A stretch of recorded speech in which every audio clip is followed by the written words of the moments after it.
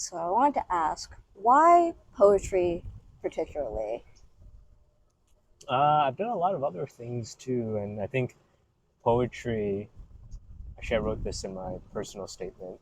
Um, when I took my first poetry class with Kim, um, about 5.5 years ago now, it it was like I jumped over a cliff, and I d- didn't know what would happen, um, and I think I'm still falling from that. Um, there was something really powerful about fragmentation in poetry, that I didn't necessarily have to tell like a coherent, and I'm putting that in quotation marks, like a coherent narrative or story. I could really play with scope.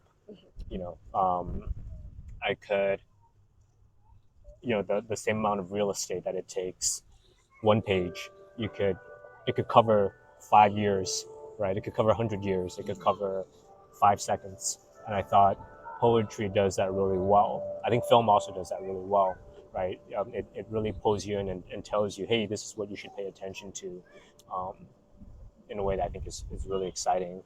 And there's a lot of freedom in it, but it's also knowing like where you're pulling the inspiration from and where you're pulling the lineage from it. And I think there's that puzzle aspect of it as well that I find quite enriching. Okay. So besides, like, I did want to talk to you maybe about like the way that you do film as well, because we talked about theater. Yeah. So I want to talk about maybe your film projects, how you might also find those. Like, are they similar in a way to poetry? The way you feel about that?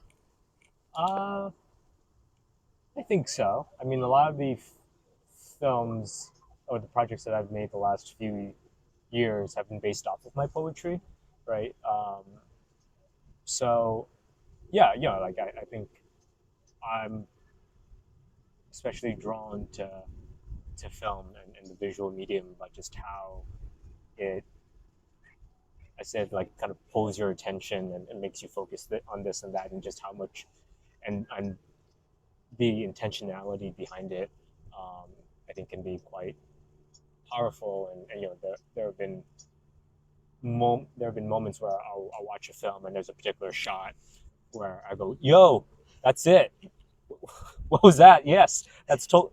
Whoa!" And it kind of blew my mind, and I loved those moments, and watching that has also then, there's a poem that I wrote recently that is very much drawn from like a short film that I watched. I was like, oh, that's the delivery and the context of that monologue that this person delivered, like, is resonating with me. How do I turn that into a poem? How do I communicate that into that? How do I translate it over into the space? Um, so it feels like it influences, um, my writing a lot. So since you kind of have this like kind of multi-medium type way of kind of showing things, I did want to ask whether you think your poetry is meant to be listened to or meant to be read. I think if you asked me 5 years ago, I would say there's there's a very performance based, um, influence, or desire of my poetry, uh, that I think is still there. I think it comes from my theater background, um, but hopefully it's still pretty good read as well. But I reading it aloud and hearing it is very much a part of my practice and influences kind of the editing of it afterwards. So if something feels a little off when I read it, I'm like, okay, why? Let me go back and let me change this. So I would say, it's still very much can be listened to, but hopefully it still works while being read. So I also want to talk because you're talking about this performance-based kind of thing. You've been to several conferences. You do a lot of poetry readings, I've noticed. Sure. So want to talk about your experience maybe at like, because you were at AWP. Yeah. I saw a couple like books, like bookstore readings you've done. Sure. Want to talk about that a little bit? Sure. Yeah. What are you interested in? Just like kind of like the experience of performing your poetry or discussing it. Yeah. I don't know if I like discussing my poetry. I mean, I guess I do sometimes, but I can feel, I don't know if maybe too self-aware sometimes about it. Um, but yeah, I think when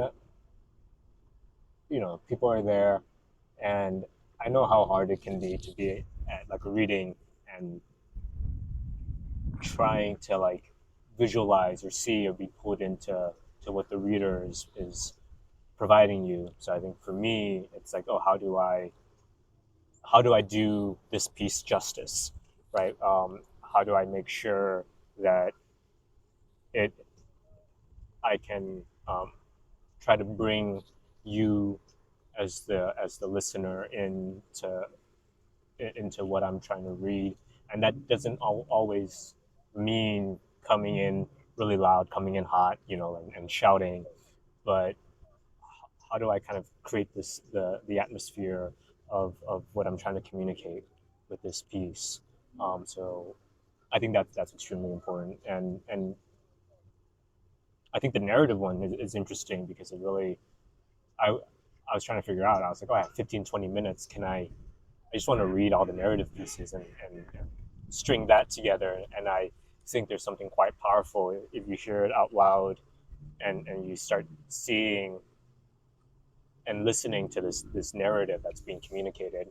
So that's what I've been thinking about a lot. Okay. All right. I think I'm going to kind of divert topics a little bit here Yeah. and ask maybe about. So I was thinking you were like you've been a Sesame Street fellow. Yeah. You were at the Serious Play conference. Yes. So Yeah. just wanted to ask maybe about how that kind of worked out for you. Yeah, I think the Sesame one, it was,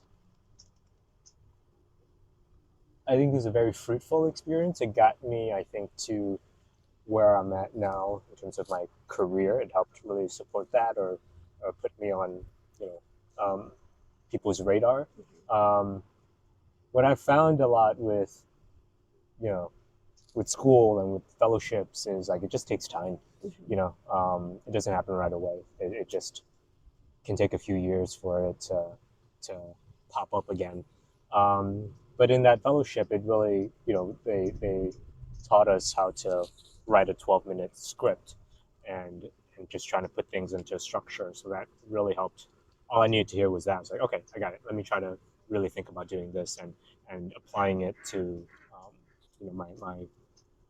um, my poetry. Because I was like, oh, can I tell stories through poetry? And I think the book is like a proof of concept. Like, yeah, I think I can.